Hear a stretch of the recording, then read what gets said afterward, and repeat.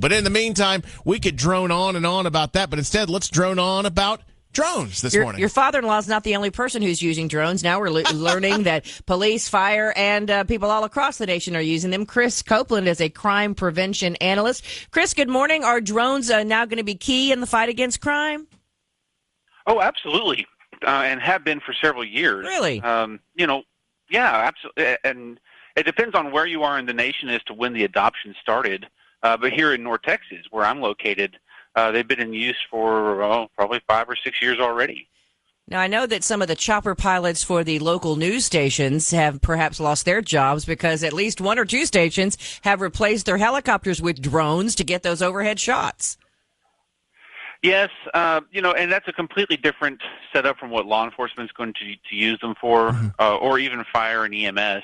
It's more about situational awareness and Right. being able to see things from a different perspective. And just because law enforcement is using drones doesn't mean they're necessarily using aerial drones.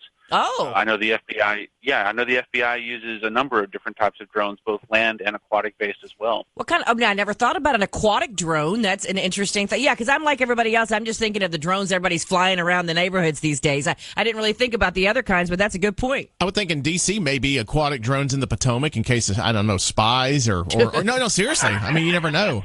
Well, they use them for when you're searching for bodies.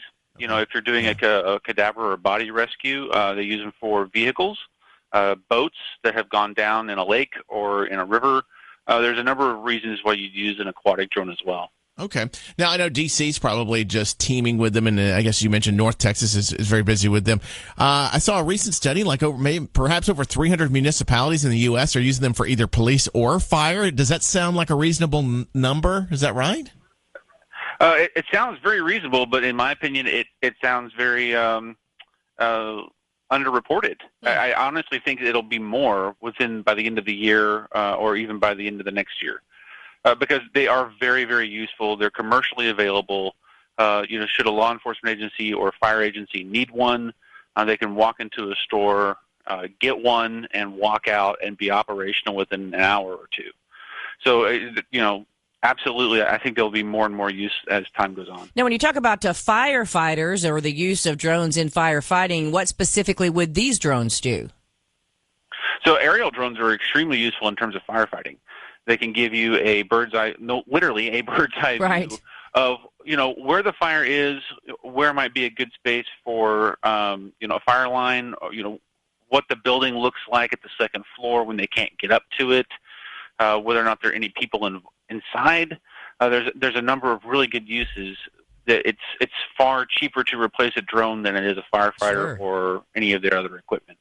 Okay. All right. So it looks like, I guess, at some point in Memphis, if they're not already using them, Karen, I would reckon at some point they'd have to give it a go, given that we are about 450 police officers short of what they want. You would think at some point they would be looking at something like that, and especially with fire, when you can get a vantage point from a safe distance. That sounds good. Chris Copeland, thank you so much for joining us on Memphis Morning News. Hope you have a great rest of your week. You too. Thank you very much.